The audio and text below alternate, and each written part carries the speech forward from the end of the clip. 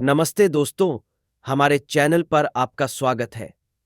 आज की इस विशेष वीडियो में हम आपको एक अत्यंत प्रेरणादायक और दिल छूने वाली कहानी सुनाने जा रहे हैं, जो न केवल हमारी हिंदू संस्कृति और परंपराओं की रक्षा की प्रेरणा देती है, बल्कि उन महान साधुओं के अद्वितीय साहस और बलिदान को भी उजागर करती है, जिन्होंने अपने प्राणों की परवाह किए बिना धर्म और संस्कृति की रक्षा के लिए युद्ध लड़ा।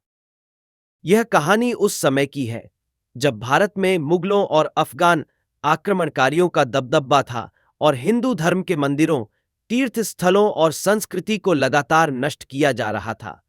इस अत्याचार और नृशंसता के खिलाफ अपनी वीरता और साहस का परिचय देने वाले थे भारत के साधु, जिन्होंने न केवल युद्ध के मैदान में अपितु धर्म के युद्ध में भी अद्वितीय बलिदान दिया।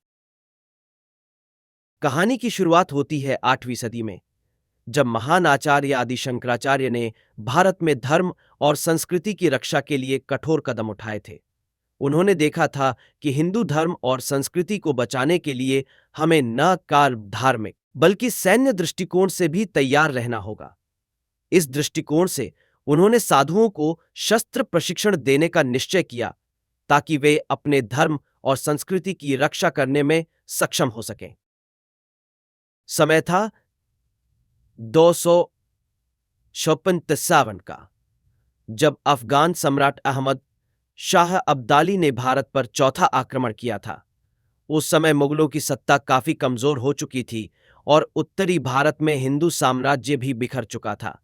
यह वह समय था जब दिल्ली के मुगल सम्राट आलमगीर ने अफगानियों को दिल्ली को लूटने और मंदिरों को नष्ट करने की अनुमति दी थी।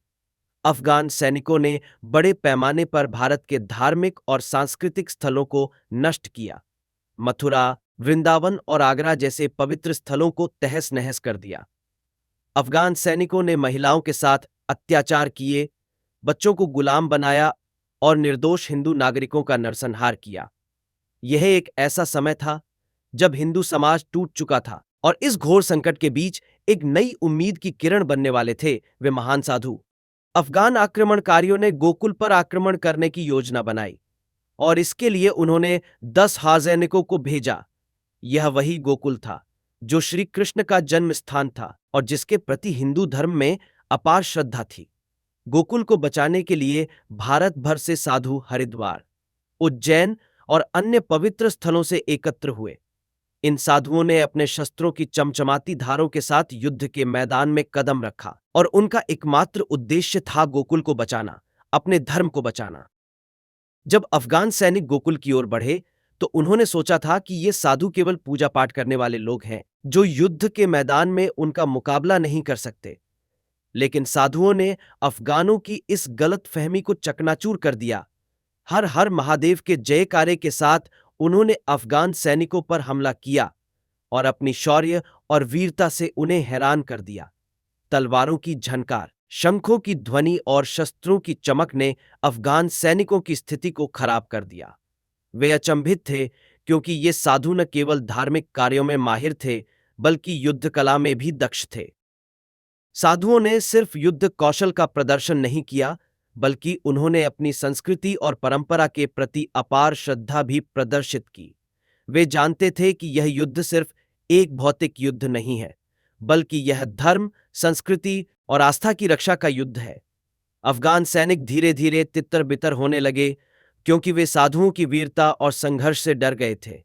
युद्ध भूमि पर अफगान सैनिकों के शव पड़े थे और साधु अपनी वीरता के साथ युद्ध में विजय प्राप्त कर रहे थे। यह युद्ध न केवल एक भौतिक संघर्ष था, बल्कि यह हमारी धार्मिक आस्थाओं, हमारी सभ्यता और हमारे गौरव की रक्षा का प्रतीक बन गया। इस युद्ध में 50,000 से अधिक अफगान सैनिक मारे गए और 2,000 साधु शहीद हो गए। लेकिन उन साधुओं ने कभी हार नहीं मानी। उनका उद्देश्य था अपने धर्म और संस्कृति को बचाना और उन्होंने अपनी जान की परवाह किए बिना यह काम किया।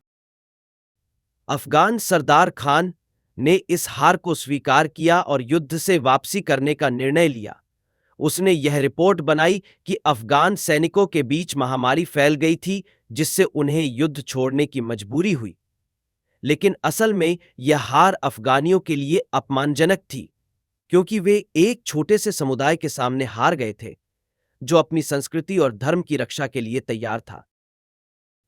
इस प्रकार गोकुल और हिंदू धर्म के मंदिरों की रक्षा करने में वे साधु सफल रहे, जिन्होंने अपनी साहसिकता, विश्वास और संस्कृति के प्रति प्रेम के साथ न केवल अपने प्राणों की आहुति दी, बल्कि आने वाली पीढ़ियों के लिए एक अमिट धरोहर भी छोड़ी।